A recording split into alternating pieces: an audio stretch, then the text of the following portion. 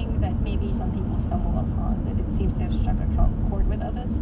But at the same time, I also felt that there was value in sharing some of these things, because sharing the stories was a great way of also feeling a little less lonely. So on some level, being a little bit more open about it was actually, it seemed to have been helpful to others as well. So data can be very abstract and intellectualized, and for me this was like a way of expressing myself with the tools and means that I have, but hopefully also in a much more human way than I get to do in my job. Right. And for me this was a way to do that without running away from my emotions, if that makes any sense, because gathering that data and doing the data analysis involved a lot of looking at what happened and rereading emails and looking at text messages and understanding what I went through when it came to like how much I ate or what I ate, all of those things. Like I think was on some level cathartic in me dealing with it without revealing too much about it to the public. If that makes sense.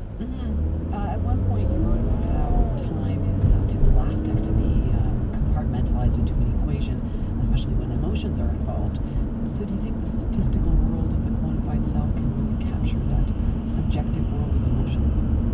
Yeah, and I think on some level I wanted to counteract that, right? I think the idea of an emotion being able to stretch a second or a minute or a night into eternity, as well as compress it so much, is something very felt and very individualized, while data, and so when I was feeling, again, horrible at points in time during those nights, I think for me, using data was a very analytical, theoretical way of, and factual way of looking at the long-term trends and sort of counteracting that emotion with something that has a silver lining in the end, because I did start sleeping at more normal patterns. Right. It's a really, really interesting project. Thanks for telling us about it. Thank you. Goodbye. Lam Tuebo is an interactive editor, and she works with data and visual journalism. If you want to see what Lam's infographics look like, you can find the link to her blog at our website. Just look for Quantified Breakup.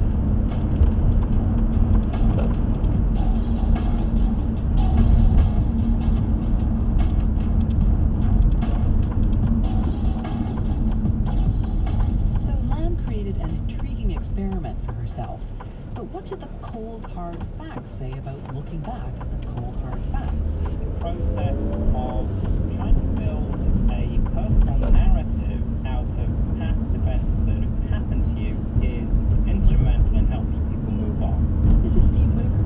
He's a psychologist who specializes in human-computer interaction at the University of California, Santa Cruz. There's a lot of non-technical data from, like old-fashioned real life that shows that revisiting and reconstruing past events deeply is instrumental to that recovery process. Steve has looked at how people get over painful events and whether new technologies can help that recovery and maybe even support behavior change.